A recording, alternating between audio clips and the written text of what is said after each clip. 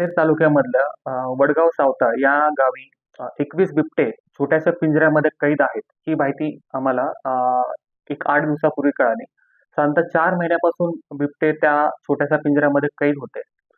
प्रत्यक्ष त्या ठिकाणी आमची टीम गेल्यानंतर जेव्हा त्या बिबट्यांची पाहणी केली, तर त्यावेळेस असं आमच्या लक्षात आलं, की गेल्या 4 महिन्यामध्ये एकदाही व्हेटरनरी जे बिबट्यांचे डॉक्टर असतात स्पेशलिस्ट, एकदाही त्या ठिकाणी त्या बिबट्यांची पाहणी करण्यासाठी आले नाही. त्याचबरोबर 2 बिबट्यांची जी तब्येत आहे ती खालावलेली आम्हाला दिसली. त्याचबरोबर आम्ही प्रेमींनी त्या ठिकाणी दखल घेतल्यामुळं स्थानिक वन विभागाने त्या बिबट्यांची रवानगी 2 वेगवेगळ्या ठिकाणी केली आणि त्यापैकी एक ठिकाण म्हणजे गाजदीपूर.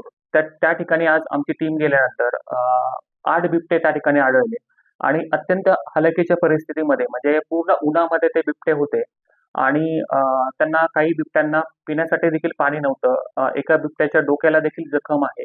अत्यंत हलाखीच्या परिस्थितीमध्ये त्यांनी ते भर उन्हामध्ये ठेवले होते. तर हे पाहून आम्हाला खूप वाईट वाटलं. त्याचबरोबर स्थानिक वन विभाग जो आहे, तो बिबट्याच्या अधिवासासाठी प्रयत्न करत नाहीये. त्याचबरोबर पाणवठे बिबट्यासाठी पुरेसे नाहीयेत आणि त्यामुळं बिबट्याचे जे मायग्रेशन आहे ते मानवी वस्तीमध्ये होतंय. त्याचबरोबर गवताळ परिसंस्था जी आहे त्यासाठी आपल्याकडे काम केलं जात नाही. स्थानिक ज्या झाडं आहेत त्याच्यासाठी पण आपल्याकडे काम केलं जात नाही. त्यामुळे एकंदर ह्या सगळ्या गोष्टींवर जर काम केलं तरच बिबट्यांचा समस्या दूर होणार आहे आणि हे बंदिस्त केलेले बिबटे जे आहेत ते तात्काळ वन विभागाने मुक्त करावेत किंवा मोठी जागा त्या बिबट्यांना आयस्पेस राहता येईल अशी जागा उपलब्ध करून द्यावी.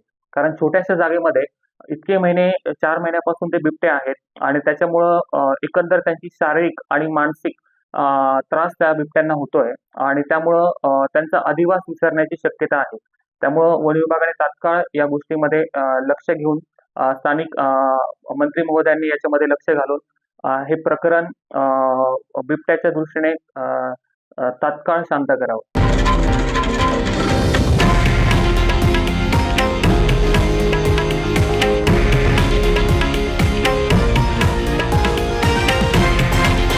हे आहे देशातील नंबर 1 न्यूज नेटवर्क आणि आपण पाहत आहात TV9 मराठी, एकमेव.